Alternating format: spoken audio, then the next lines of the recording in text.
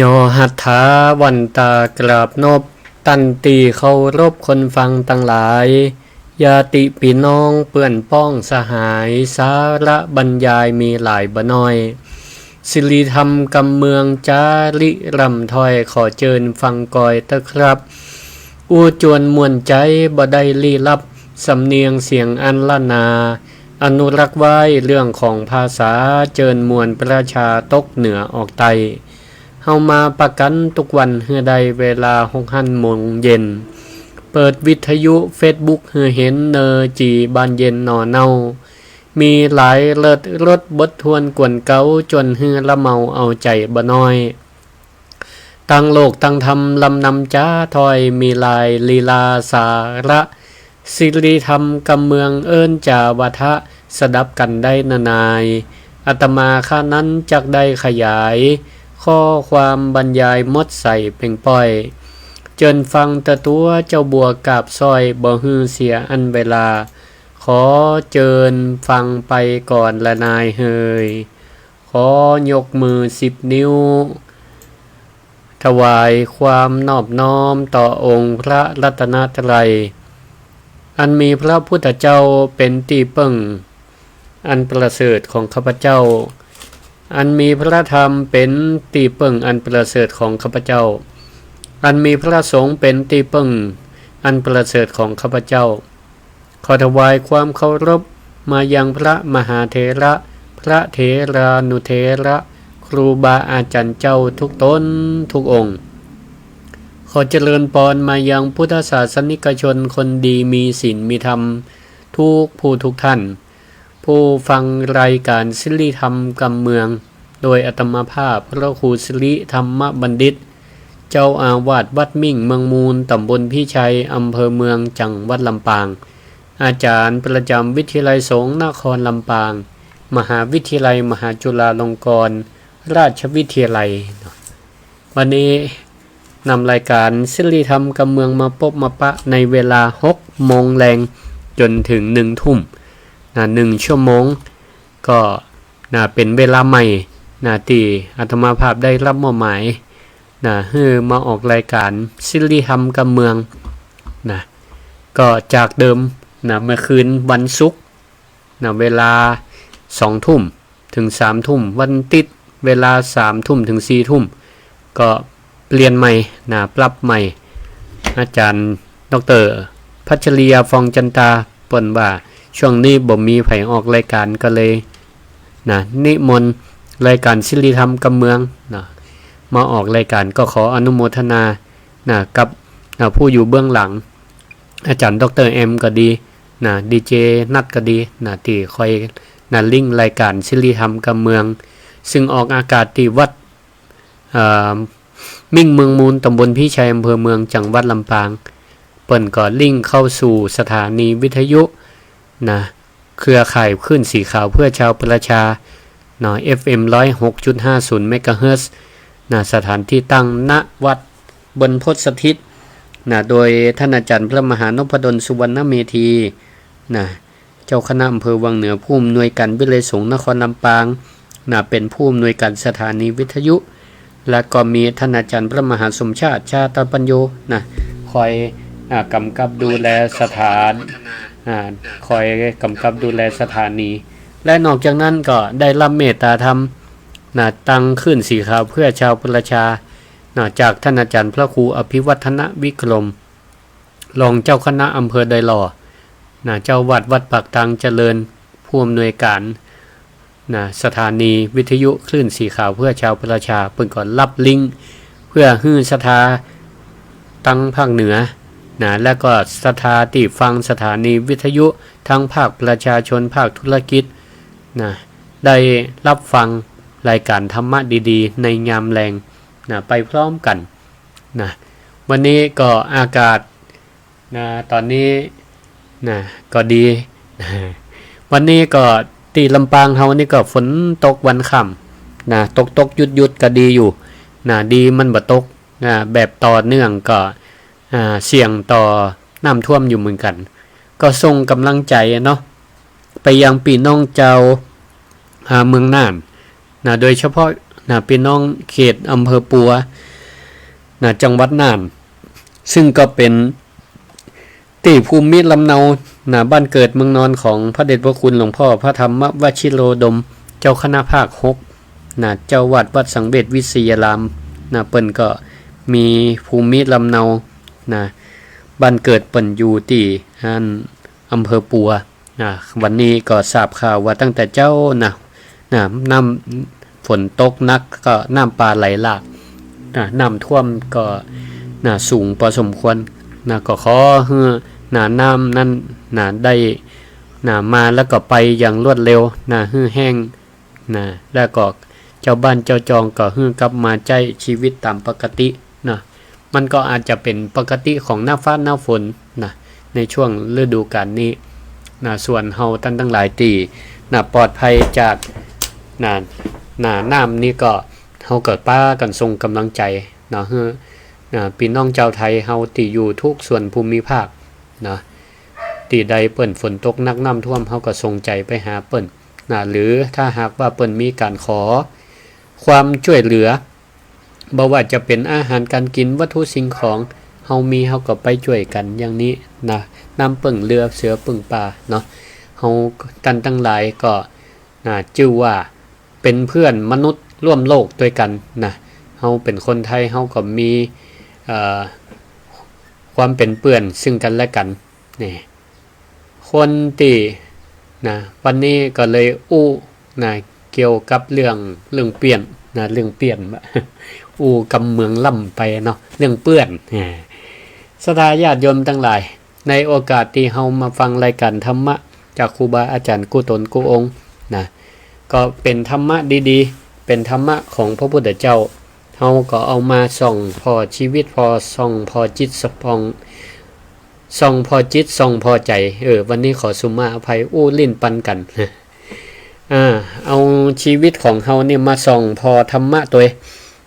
แล้วก็ถามตัวเก่าว่าวันนี้ใจของเฮาเป็นจะได้พ่องตั้งแต่เจ้าถึงแรงแล้วก็จะเข้านอน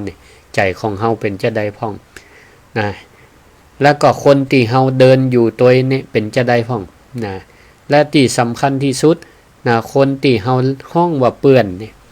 กำลังพาเฮาเดินไปทางไหนวันนี้ก็ตรงกับวันพุธที่19เดือนสิงหาคมพศ2569ต่อไปนี้ทุกวันพุธศรัทธาญาติโยมทั้งหลายเวลา 6 โมงถึงทุ่มพบกันในรายการศิริธรรมกับเมืองส่วนถ้าวันพุธใดเป็นวันพุธสุดท้ายของเดือนพุธสุดท้ายของเดือนตั้งรายการเพิ่นก็ฮื้อออกในเวลา 2 ทุ่มในเวลา 2 ทุ่มถึง 4 ทุ่มก็โปรดได้ติดตามรับฟังกันในรายการศิริธรรมกับเมืองส่วนธรรมะยามเจ้านั้นในเวลาทุกวันเสาร์เวลา 5:00 ถึง 6 โมงเจ้าก็ยังออกเหมือนเดิมละศรัทธาญาติโยมท่านทั้งหลายวันนี้ขอยกเรื่องราวต่างๆข่าวที่มันเกิดขึ้นทุกวี่ทุกวันยังมีข่าวอันหนึ่งเมื่อมานี้ไทยกับประเทศออสเตรเลียเปิ่นได้ประกาศทำความร่วมมือ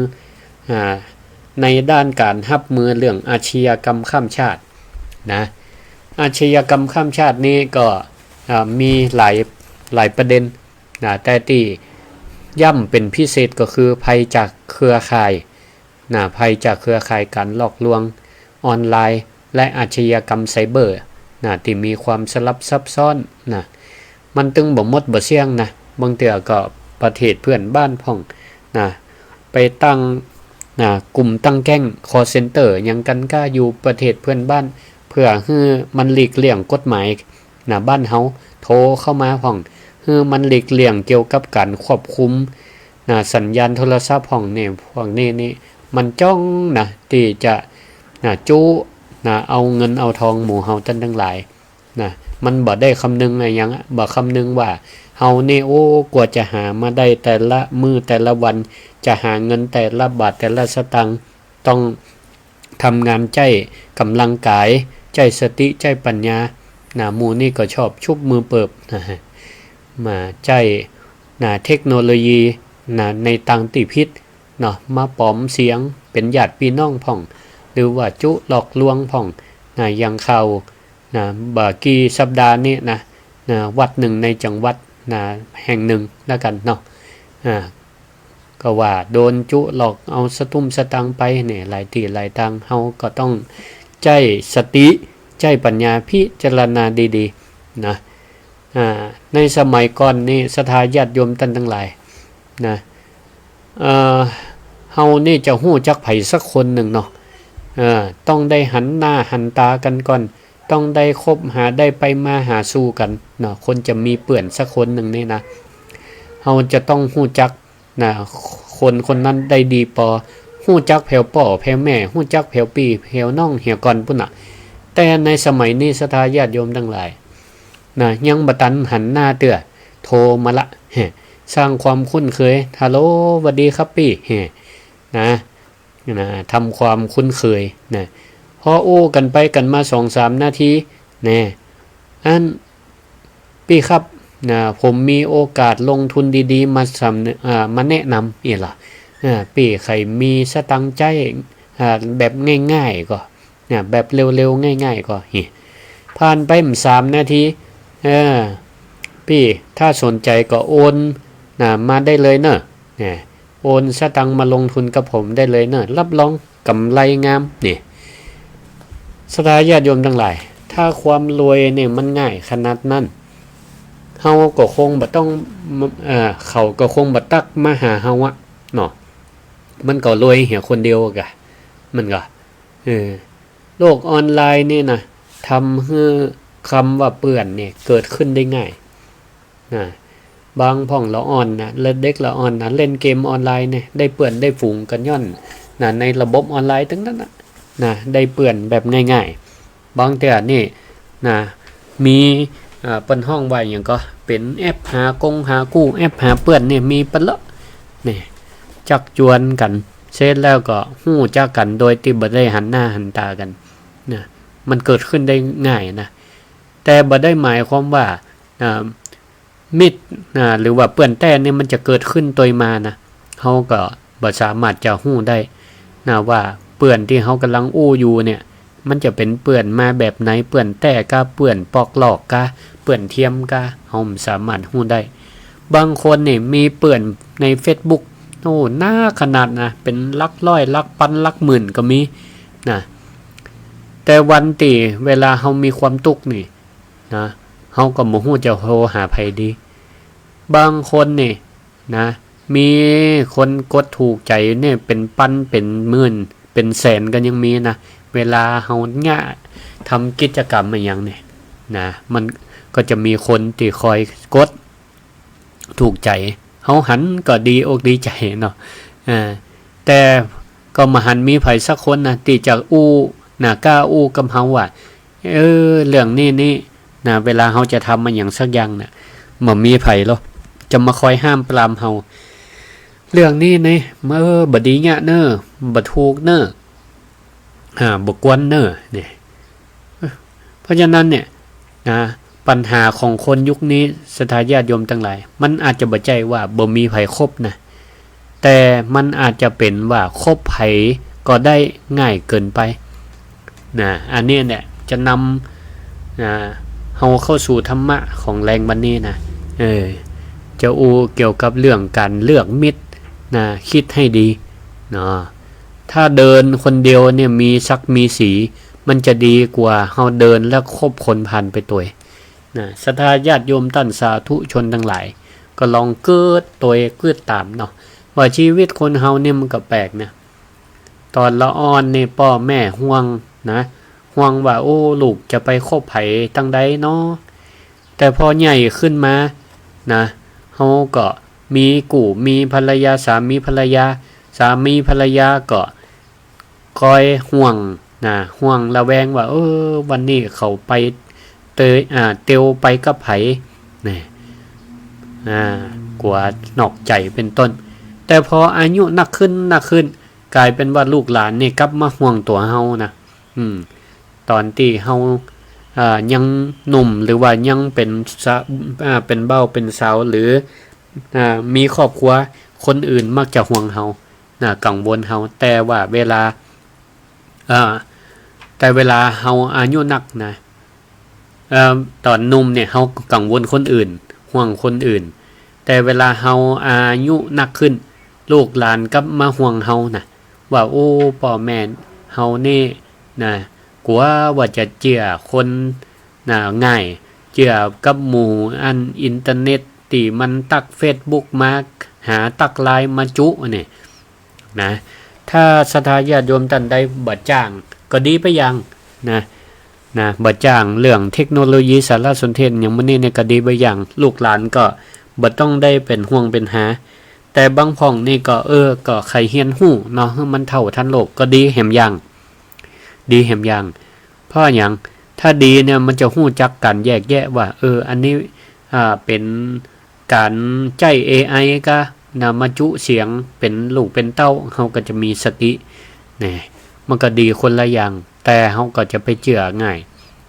สรุปว่าเกิดจนแก่นี่เฮาก็หนีเรื่องการคบคนบ่พ้นเนาะบ่ว่าจะยุคใดวัยใดละอ่อนวัยรุ่นวัยกลางคนวัยชราแก่ชราเฮาก็ต้องคบคนเฮาต้องมีสังคมเพราะคนที่อยู่ใกล้ก็จะค่อยๆเปลี่ยนความคิดของเฮาเมื่อความคิดของเฮาเปลี่ยนกำอู้ก็เปลี่ยนกำอู้เปลี่ยนการกระทำก็เปลี่ยนเมื่อการกระทำซ้ำๆมันก็จะกลายเป็นนิสัยนี่ศรัทธาญาติโยมคงจะเคยได้ยินสำนวนที่เปิ้นว่าคบคนเช่นไรก็จะกลายเป็นคนเช่นนั้นคบคนเช่นไรก็จะกลายเป็นคนเช่นนั้นอันนี้มันเป็นข้อเท็จจริงแต่เฮามีเปื่อนเป็นคนจะได้เฮาก็จะมีนิสัยใจคอค่ายเปื่อนของเฮาอย่างอันเพราะว่าคนใกล้ใกล้ชิดเนี่ยก็จะโน้มน้าวทั้งกายและวาจาใจเฮานั้นลิงลู่ไปทางนั้นถ้าได้เปื่อนดีเขาก็จะโน้มน้าวกายวาจาใจของเฮาเนี่ยไปทำแต่คุณงามความดีแต่ถ้าได้เปื่อนที่บดีเกเรคอยหาเรื่องเจ้าบ้านเจ้าจองไปวันๆหรือว่ามกมุ่นอยู่ในอบายมุขมันก็จะป้าเฮานี่ไปในทิศทางนั่นเหมือนกันเนี่ยศรัทธาญาติโยมทั้งหลายเปื่อนที่ดีบางห้องนี่ก็จะตั้งคำถามว่าเปื่อนที่ดีนี่ต้องตวยใจเฮาทุกเรื่องหรือไม่ศรัทธาญาติโยมก็คงตอบในใจว่าบ่ใจคนติดตวยใจเฮาทุกเรื่องนี่อาจจะเป็นเปื่อนกินเปื่อนแอวเปื่อนสนุกสนานตะอันแต่ก็บ่แน่ใจว่าเปื่อนคนนี้นี่จะเป็นเปื่อนดีเป็นกัลยาณมิตรหรือไม่เป็นเปื่อนแต้หรือไม่เปื่อนแต้เนี่ยบางครั้งต้องอู้กรรมที่เฮาบ่อยากฟังเช่นว่าปละเปื่อนไปกินนักนี่หรือว่าบ่ต้องกินเข้าพรรษาแล้วนี่อย่าขับรถตอนนี้เตื้อเฮาเมาอยู่หรือว่าเขาจวนนั้นยังจะไปฟังใจหีบใจห้อนโอนเงินให้เขาเตื้อใจเย็นๆก่อนมันบดีนี่กรรมสั้นๆเหล่านี้นี่ศรัทธาญาติโยมทั้งหลายบางครั้งก็ช่วยชีวิตคนเฮาได้เหมือนกันนะส่วนคนที่ฮู้ว่าเฮากำลังจะเดินลงเหวเนี่ยเป็นเปื้อนที่ปอกลอกเป็นเปื้อนที่หวังผลประโยชน์กับเฮาตบไหลเปื้อนบอกว่าเอาเลยเต็มที่เอาเลยอยากทำหยังทำเลยตัวเฮาใจเป็นของเฮาอยากทำหยังทำนี่คนแบบนี้เนี่ยก็เป็นห้องว่ามิตรเทียม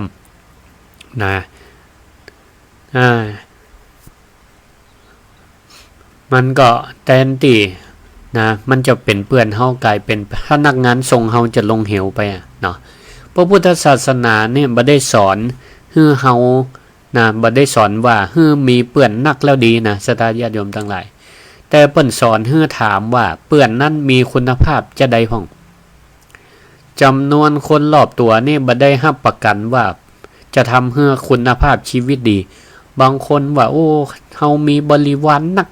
นะไปตั้งใดก็มีคนล้อมหน้าล้อมหลังนะก็บ่ได้บ่งบอกถึงว่าคุณภาพชีวิตเฮาจะดีนะบางเทื่อเขาก็อาจจะหันว่าเฮายังมีฐานะมีเงินมีทองนะอาจจะมาปอกหลอกเขาก็ได้หวังผลประโยชน์จากเขาก็ได้นะเหมือนกับนาฬิกานี่ค่ะศรัทธาญาติโยมทั้งหลายเฮามีนาฬิกา10เรือนเนี่ยนะถ้าแต่ละนาฬิกาแต่ละอันเนี่ยมีนาฬิกา10อันแต่ละอันเนี่ยเดินบ่ตรงสักอันเลยเดินผิดเวลานะมันก็บ่สามารถจะช่วยให้เฮานั่นเป็นคนตรงเวลาได้เพราะบ่ฮู้ว่าจะเชื่อนาฬิกาอันใดนะเพราะแต่ละอันเนี่ยก็เดินนะบ่ตรงกันสักอันนะเปิ้นว่ามีเปื้อน100คนถ้า100คนนะจวนฮือเฮาเนี่ยเป็นคนประมาทนะสู้ว่าเฮานี้มีเปื้อนคนเดียวบ่ได้นะเหมือนกับคำกรที่เปิ้นว่าอันมีเพื่อนอะไรเงี้ยก็อันเพื่อนดีมีน้อยเดี๋ยวก่อนนะส่งมาแต่จำเดี๋ยวก็ได้ก็จะอู้ให้ฟังนะศรัทธาญาติโยมท่านทั้งหลายมันก็ตรงกับภาษิตที่พระพุทธเจ้าเปิ้นเคยตัดไว้ว่าจรัญเจนาทิคัจฉัยยะเป็นต้นแล้วกันเนาะบาลีมันยาวซึ่งก็แปลความว่าถ้าหากว่าบุคคล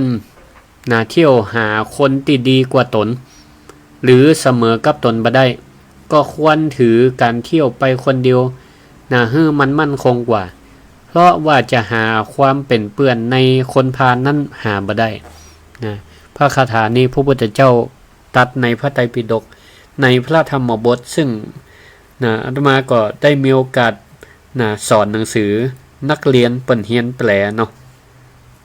พอดีก็เพิ่งผ่านไปเมื่อตะวันซืนนี่ก็หันว่าคาถาบทนี้น่าสนใจดีก็เลยเอามามาจามมาเล่าให้กับศรัทธาญาติโยมท่านทั้งหลายฟังพระพุทธเจ้าเนี่ยเปิ้นบ่ได้ตัดว่าบ่มีเปื้อนดีที่สุดนะบ่ใช่นะเปิ้นบ่ได้สอนว่าบ่ต้องไปคบไผสักคนก็บ่ใช่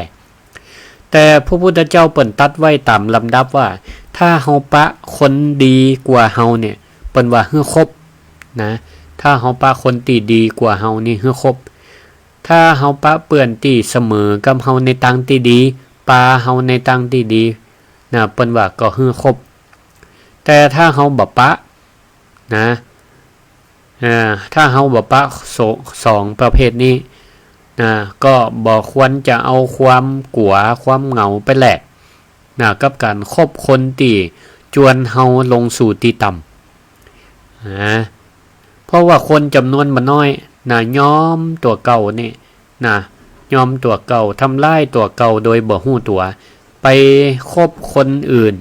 เพียงเพราะว่ากลัวว่าตัวเก่าจะอยู่คนเดียวกลัวว่าตัวเก่าจะเป็นโรคซึมเศร้าหารู้ไหมว่ายิ่งไปปะเปื้อนที่บดีมันจะปาให้เฮาซ้ำลงสู่ที่ต่ำไปติ๊กๆบางคนก็ฮู้ว่าเปื้อนกลุ่มนี้แล้วจวนแล้วปาเสียนะแต่ในใจก็เกิดปอบตัวเก่าว่าถ้าเฮาบ่ไปเฮาบ่ตัวเขาก็จะว่าบ่ฮักกันแต่นี่บางเทื่อจวนดื่มจวนกินก็มีเนาะเปื้อนปฏิเสธบ่เอานะเฮากินบ่ได้นะเอากำคูใส่กันล่ะถ้าบ่กินนี่บ่จะเปื้อนแต่กันเน้อนี่ก็ปากันเสียผู้เสียคนไปก็มีนะบางคนฮู้ว่าธุรกิจนี่บ่โปร่งใสแต่ก็เกิดว่าเปื้อนสนิทจวนมาจะปฏิเสธมันก็จะได้อยู่นี่ก็มีบางคนฮู้ว่าเรื่องที่ทำเนี่ยเรื่องที่กำลังแชร์ไปมันเป็นเรื่องบ่แต่หันเปิ้นส่งมากก็ส่งต่อเพราะความกลัวพ่องนะบางเทื่อว่าถ้าเก็บไว้คนเดียวบ่แชร์ต่อนี่ระวังเนอะจะเป็นนั่นเป็นนี่นี่ก็มีศรัทธาญาติโยมท่านสาธุชนทั้งหลายพระคาถาที่พระพุทธเจ้าได้ตรัสไว้สมัยอดีตการมันก็เข้ากับทุกยุคทุกสมัยโดยเฉพาะยุคปัจจุบันเป็นยุคของโลกแห่งโซเชียลเปิ้นว่าอย่าให้จำนวนเปื้อนมานักกว่าจำนวนสติอันนี้สำคัญนะทีนี้ถามว่าพระพุทธเจ้าเปิ้นตรัสพระคาถานี้เพราะอะไรอย่าง มันก็มีเรื่องที่มาที่ไปที่พระพุทธเจ้าตรัสพระคาถาบทนี้นะก็คือพระมหากัสสปะนี่นะซึ่งเป็นสาวกของพระพุทธเจ้าเปิ้นก็มีลูกศิษย์ลูกหาอยู่2คนนะคอยปฏิบัติรับใจลูกศิษย์รูปแรกเป็นคนขยันนะคอยตักน้ำนะต้มน้ำนะน้ำดื่มน้ำฉันน้ำใจนะถวายแก่พระเถระอยู่นะตลอดเวลาแต่แหมตนหนึ่งนี่นิสัยตรงกันข้าม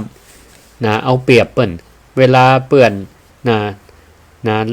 เปื่อนพระแหมตนเปิ้นปฏิบัติครูบาอาจารย์ต้มน้ำห้อนน้ำมันยังเตรียมอย่างอยู่ตัวเก่านี่บ่ทำแต่ชอบเอาหน้าเอาตาเอาหน้าเอาตาพอเปิ้นเตรียมหน้ามันยังเรียบร้อยดีนะไปตัดหน้าเปิ้นเป็นนิมนต์นะพระมหากัสสปะเถระว่าโอ้อันนิมนต์ครับพระอาจารย์นิมนต์ครับอันน้ำผมเตรียมไว้ให้เรียบร้อยเนี่ยนะนิมนต์พระอาจารย์ไปอาบได้เตรียมน้ำอุ่นไว้ละหรือว่าอันฉันน้ำเน้อล่างหน้าเน้อเนี่ยเรื่องเจอีนี่ก็มีทุกยุคทุกสมัยเหมือนกันเนาะเอาความดีเข้าตัวความชั่วให้คนอื่นเนี่ยเอาผลงานเข้าตัวเก่านะก็มีเหมือนกันทุกยุคทุกสมัยเปิ่นป้ากันแบ่งงานกลุ่มนะคนตีทำก็ทำส่วนตัวบ่ทำก็เวลาไปนำเสนองานก็หาว่าเป็นงานตีตัวเก่าเนี่ยได้ร่วมทำ อย่างอีเป็นต้น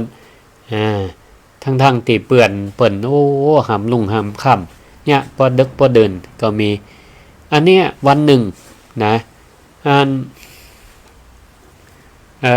เปื่อนคนที่เปิ่นตั้งอกตั้งใจทำเนี่ยเปิ่นก็มองหันว่าเปื่อนตัวเจ้าตนนี่บัดดีหรอนะเอาหน้าเอาตาตัวเก่าบ่ได้ทำก็หาว่าทำนะทีนี้ก็เลยจะเนี่ยแก้เพชรมันนะแก้เพชรเปื่อนตีคนขยันมันเพียรตักน้ำตักทางให้พระเถระเนี่ยวันหนึ่งก็ต้มน้ำเนาะเปิ่นก็เอาใส่หม้อแต่เปิ่นบ่เข้าไปในห้องน้ำเดี๋ยวเปิ่นบ่เอาน้ำห้อนเนี่ยไปเทใส่นั่นหม้ออาบให้พระเถระเดี๋ยวเอาไปลบไว้อยู่ตั้งหลังหลังห้องน้ำพากดว่าไอปุ่งขึ้นมาเนี่ยไอเปื่อนที่ขี้ข้านรับอยู่นี่พอตื่นขึ้นมาหันไอปุ่ง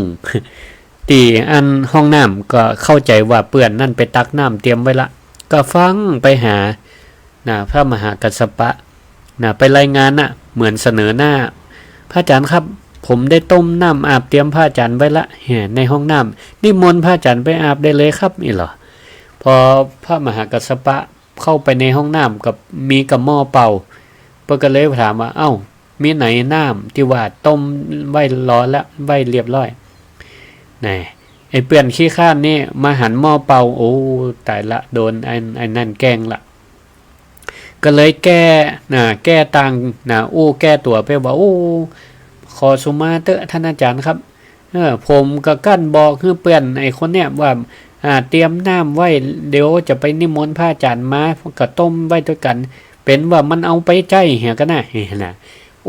แก้เขินกันเลยติ้วถังเป่าไปตักน้ำนี่ปรากฏว่าพระมหากัสสปะเปิ้นมาพอแหมกำหมอขี้ข้านออกไปคนขยันก็ติ้วน้ำมาท่านอาจารย์ครับที่จริงผมติ้วต้มไว้ละแต่ว่ามันอยู่ตั้งนอกเพ่มมาได้ครับพระมหากัสสปะเปิ้นฮู้จะก็ฮู้ละว่าที่ผ่านมาเนี่ยไอ้เปื่อนคนขี้ข้านเนี่ยเป็นว่ามันเอาหน้าเอาตาพอมันปิกมาพระมหากัสสปะเถระก็เลยตำหนิติเตียนเตือนด้วยความเมตตาด้วยความเป็นครูบาอาจารย์ว่ากำนี่อันใดที่ตัวเก่าบ่ได้ทำจะไปบอกว่าทำอันใดบ่ได้จะไปบอกว่าตัวเก่าเจนี่มันบ่ดีเปิ้นก็เตือนอย่างดีแต่ว่าไอ้ลูกศิษย์คนขี้ข้านนี่ก็ปรากฏว่าเป็นจะได้ศรัทธาญาติโยมทั้งหลายโคตรให้ครูบาอาจารย์ตัวเก่าอย่ามาตำหนิติเตียนเฮาหรอนี่วันผูกกันเนอะบ่ไปบิณฑบาตด้วยละเอง มาไปบิณฑบาตตัวละปรากฏว่าตกเจ้ามานี่ท่านพระเถระเปิดกับไปบิณฑบาตกับตุเจ้าขยันแต่ตุเจ้าขี้คร้านนี่ไปแหมตีหนึ่งไปแหมตีไปแหมบ้านหนึ่งพอไปแหมบ้านหนึ่งสถาปกถามหาพระมหากัสสปะว่าโอ้อาจารย์ท่านไปตั้งได้วันนี้มาบิณฑบาตไอ้หมอนี่ก็ไปจู้สถานะโอ้เปิ้นไปมาได้อย่างบ่สบายเนี่ยนะสถาก็เป็นห่วงเนาะก็เลยว่าเอาอย่างไปฝากไปตานบันดีเอากับข้าวอย่างดีตัวเก่าก็เลยแกล้งจุว่าเนี่ยเปิ้นขยากินอันนั้นนะอันนี้นะเนี่ยกับจุสถาเนี่ยกับข้าวลำเปิ้นก็เตรียมฝากมาปรากฏว่ากับข้าวก็ป่าบ่มาถึงพระเถระตัวเก่าเอาไปกินคนเดียวเหี่ยเนี่ยสถาญาติโยมทั้งหลายคนมีปัญญาเนี่ยถ้าโดนตำหนิตีเตียนประกอบมองว่าเป็นความผิดประกอบปั๊บปรุงตัวเก่าแต่ไอคนพาลเนี่ยนะถ้าโดนเตือนแล้วนะมันบอกฮู้ว่าตัวเก่าผิดนะโคตรทั้งเปิ้นแฮมนี่อันเนี้ยก็ทีนี้ก็เอากับข้าวเปิ้นไปกินนะแล้วพระเถระไปแหมตีสถาประกอบถวายผ้าเนาะถวายผ้าเนื้อดีมาพระเถระก็หันว่าตัวเจ้าขยันนี่ปฏิบัติทับใจดีประกอบยกผ้าหื้อนะตัวเจ้าขี้ข้านหันใส่กับส้มตาให้มะนะที่นี่ก็โต๊ะแห่งวันหนึ่งพระเถระเปิ่นไปบ้านหลังตีตัวเจ้าขี้ข้านไปแต่ว่าสถาหันก็เลยถามว่าท่านอาจารย์หายดีแล้วเนาะถ้าจะได้ฉันอาหารที่หมู่ขุมเขาฝากไปถวายเนาะท่านถึงได้หายวยพระเถระฟังจะก็มันจะได้นี่แต่ว่าเฮาก็จะได้กินข้าวตีเขาฝากมาแล้วเป็นว่าตู้เจ้า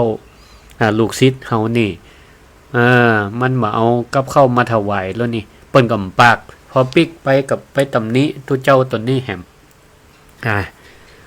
นะที่นี่ก็โคตรเป็นแหมนะโคตรเป็นแหมพอโต๊ะแหมวันหนึ่งเปิ้นพระเถระเปิ้นออกไปบิณฑบาตตัวเจ้านี่ก็ประมวลเรื่องราวต่างๆหาว่าพระอาจารย์ตัวเก่านี่อคตินะมาตำนี้ตัวเก่าคนเดียวได้ผ้าก็เอาไปฮื้อตัวเจ้าแหมตนอีว่าโคตรฮื้อพระเถระพอหันว่าเปิ้นออกจากวัดไปเอาไม้ค้อนไปไล่บุบกุฏิของเปิ้นบุบหอบหม้อบุบไห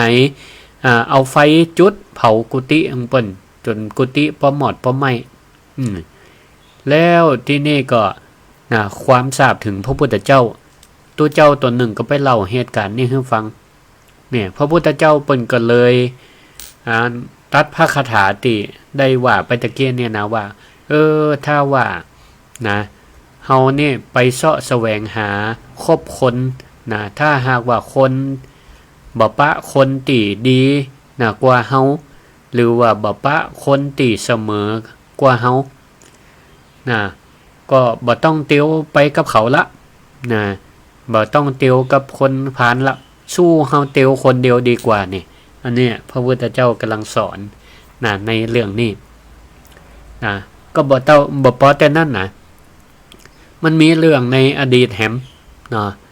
เรื่องแล้วในอดีตนี่ก็ของเนี่ยพระพุทธเจ้าว่าตัวเจ้าขี้ข้านเนี่ยมันบ่ใจญาติใจบ่ใจเผากุฏิ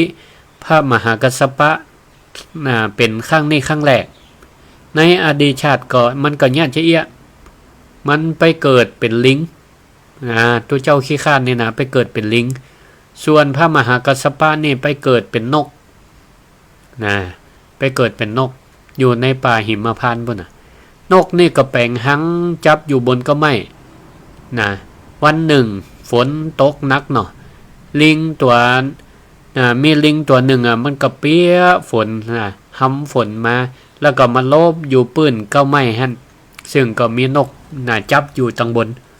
ก็หนาวสั่นกะที่นี่นกหันลิงก็เลยถามว่าก็เลยถามแล้วก็แนะนำเปิ้นลิงเฮ้ยเจ้านี่ก็มีรูปร่างเหมือนคนเนาะมีมือ 2 มือมีขา2 ขาเหมือนคนทุกอย่างคนนี่มันแปลงบ้านแปลงเฮือนอยู่อาศัยเมื่อได้ฝนตกหำหรอแล้วจะได้ว่าเจ้าเป็นลิงมีมือมีแขนมีขาเหมือนคนจะได้ว่าบ่สร้างตีอยู่ไว้ป้องกันฝนเฮือกับตัวเก่านี่ศรัทธาญาติโยมทั้งหลายนกก็แนะนำจะใจของนกนี่ก็คงจะเกิดว่าจะได้เนาะมีมือมีขาก่อนจะได้ว่าแบบสร้างแปลงบ้านแปลงเฮือนไว้กับตัวเก่าเฮพ่องเอกะก็คงจะเตือนลิงจะเรื่องลิงเนี่ยได้ยินจะแล้วนี่ศรัทธาญาติโยมทั้งหลายถ้ามันเป็นคนมีปัญญาเนาะเป็นลิงมีปัญญามันก็จะเอามาเกิดพิจารณากะเกิดได้ว่าแต่อย่างนกว่าเนาะเอาควรแปลงตีมุงตีบังด้วยตัวเก่าก็ได้แต่กลับกลายเป็นว่ามันโคตรใส่นกเนี่ยลิงนี่นะโคตรให้นกว่ามาดูถูกดูแค้นมาเน็บแนมมันก็เลยพอฝนหยุดย่างตกแล้วบ่ลิงเนี่ยก็กระโดดขึ้นก็ไม่ไปลื้อทำลายหางนกในเมื่อกูมีบ้านมีตีบังมึงก็บ่ต้องมีปรากฏว่าทำลายหางของนกก็บินหนีไปจับก็ไม่อื่นแล้วก็แปลงตีอยู่ใหม่แต่ลิงนี่จะได้ทำลายเปิ่นตัวเก่าก็บ่พัฒนาตัวเองก็บ่ได้ปรับปรุงตัวเก่าสักอย่างนี่ศรัทธาญาติโยมทั้งหลายเรื่องนี้ก็กับบทเรียนเฮาว่าคนพาลเนี่ยบ่ได้เจ็บเพราะคำเตือนแต่มันเจ็บเพราะมันยึดตัวตนของตัวเก่าว่าตัวเฮานี่ตัวกูของกูเนี่ยที่หลวงพ่อพุทธทาสว่าเนี่ยถูกเมื่อถูกย่ำยีถูกดูถูกดูแคลนเนี่ยตัวเก่าตัวตนของตัวเก่าเจ็บเจ็บก็บ่ใช่เจ็บเพราะโดนเปิ่นบุบเปิ่นตีแต่เพราะกำอู้บางเทื่อเจ็บเพราะกำอู้กำตำนี่กำเตือนเปิ่นเตือนดีก็บ่เอาบ่ยอมบ่ฟังมันก็เหมือนกับกระจกกระจกบอกว่าหน้ามีฝุ่นเนอะเวลาเขาไปส่องกระจกหน้ามีฝุ่นเนอะคนมีปัญญาก็รีบเช็ดหน้าให้มันสะอาดสะอ้านแต่คนพาลนี่ไปส่องกระจกบอกว่าหน้ามีฝุ่นเนอะไปโขดใส่กระจกไปโขดใส่กระจกตุบกระจกแตกก็มีนี่ศรัทธาญาติโยมทั้งหลายก็ลองนึกพอเนาะถ้าเฮาส่องกระจกแล้วเฮาหันผมยุ่งผมยี้เฮาก็คงบ่เอาค้อนไปตุบกระจกกันเนาะเฮาก็คงจะเอาหวีมาหวีผมให้มันเรียบร้อยในชีวิตจริงนี่พอมีไผมาสะท้อนมาข้อบกพร่องของตัวเฮาเนี่ยบางเตือเนี่ยเฮาบ่แก้ไขตัวเก่าแต่กลับไปตุบกระจกคือหมายความว่าได้ก็คือเลิกคบกับคนที่มาตำหนิติเตียนเปิ้นสมมติเฮาอาจจะด้วยความคึกขนองไปโพสต์ในเฟซก็ในสิ่งที่มันบ่ควรบ่ถูกต้องบ่ถูกกาลเทศะก็บ่ได้คำนึงถึงผลกระทบต่อตัวเก่าก็ดีต่อองค์กรต่อส่วนรวมก็ดีเปิ้นเตือนโค้ดเปิ้นก็มีเปิ้นคอมเมนต์มาด้วยความปรารถนาดีโค้ดเปิ้นก็นี้ไปบล็อกเป็นเปื้อนเลิกเป็นเปื้อนเขาก็มีเนี่ยก็กลายเป็นว่าเฮานี่ขาดเปื้อนแต่เปื้อนดีไปเหี้ยมันก็จะเหลือเปื้อนที่คอยปอกลอกเปื้อนที่คอยยุยงส่งเสริมให้เฮาตกลงไปในสู่ที่ต่ำแล้วก็โพสต์ให้เขาที่เปื่อนที่ปรารถนาดีพอต่อไปนี่มันต้องมาเป็นเปื่อนกันแฮมบ่ต้องมาเตือนแฮมเฮาฮู้เฮาดีเฮาลวกปออย่างนี้เป็นต้นเนาะพระพุทธศาสนานี่สอนให้เฮานี่ฮู้จักเปื่อนที่มีความกล้า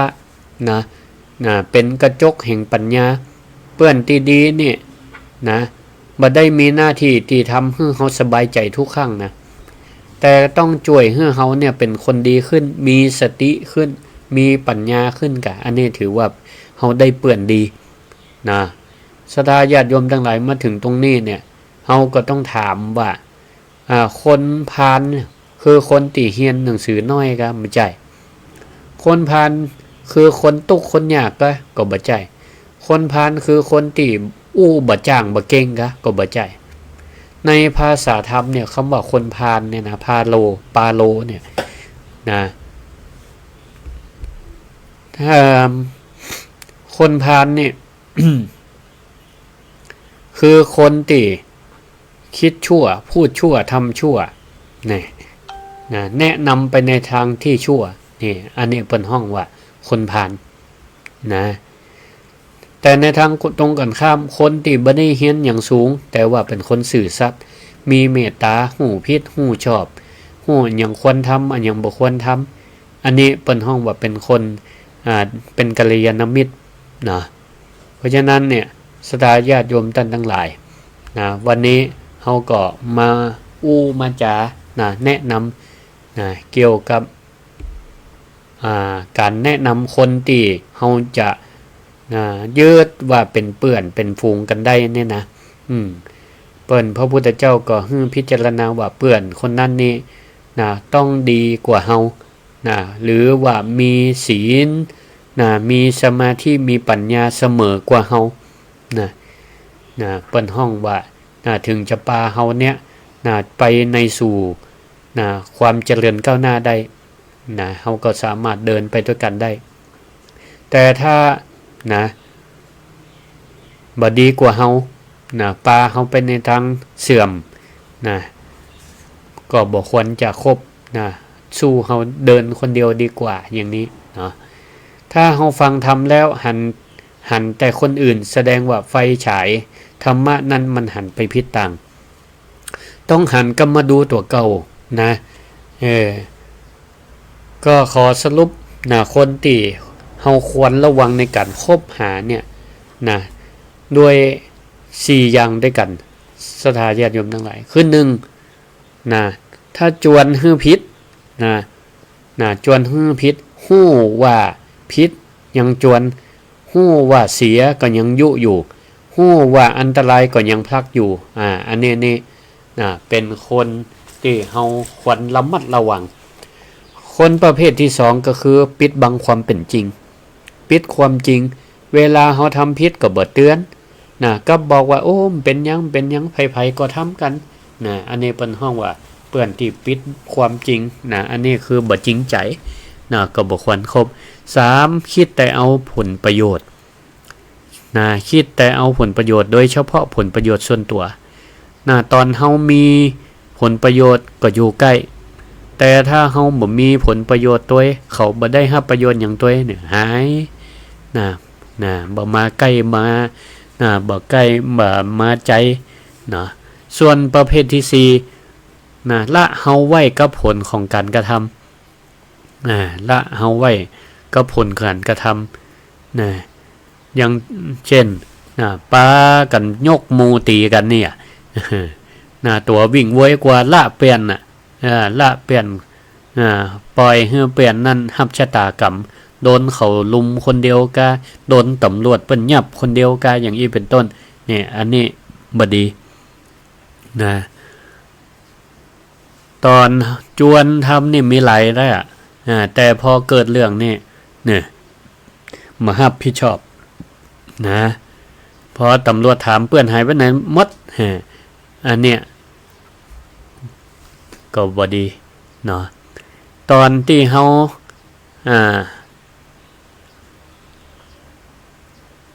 ตอนที่เฮาทำดีนี่ถือว่าโอ้อันนี้เ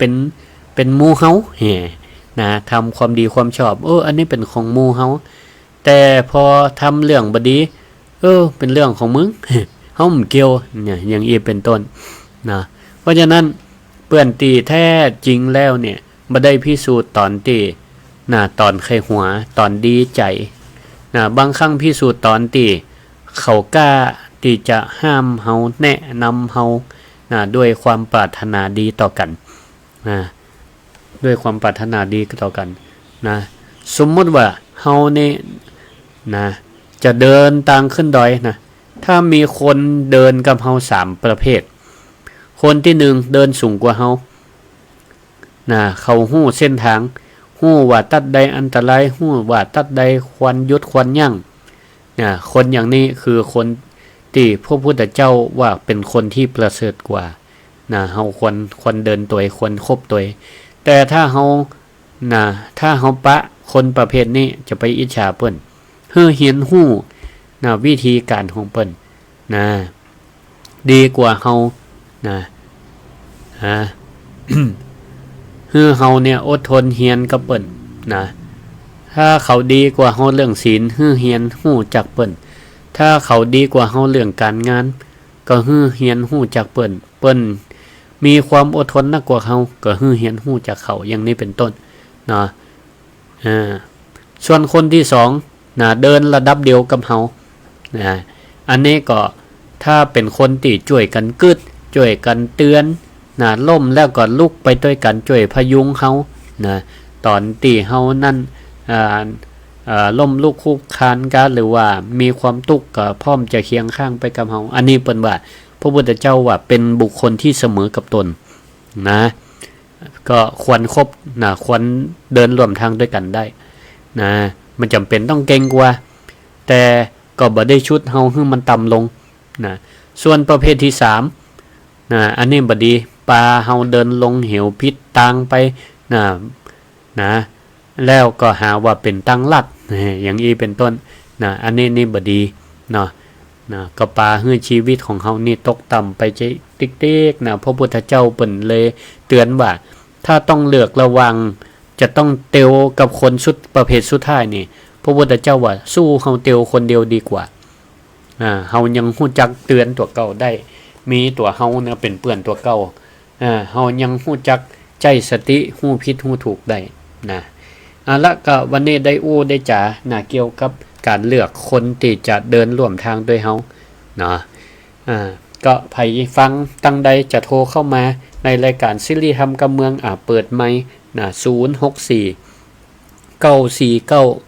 5999นะรายการสิริธรรมกับเมืองโดยพระครูสิริธรรมบัณฑิตเนาะวันนี้มาในเวลาตอนค่ำตอนแรงพ่องก็กินข้าวน้ำจ้ำข้าวแรงฟังธรรมะไปตัวนะก็ขอให้มีความสุขนะในการกินข้าวนะในการฟังธรรมะนะก็มีช่องทางหลายๆช่องทางเนาะที่สามารถติดตามรับฟังรายการสิริธรรมกับเมืองฟังทางFacebook ไลฟ์ก็ได้นะพานุวัฒน์แสนคำนะนี่มีคนเข้ามาฟังก็มีโยมเกษินี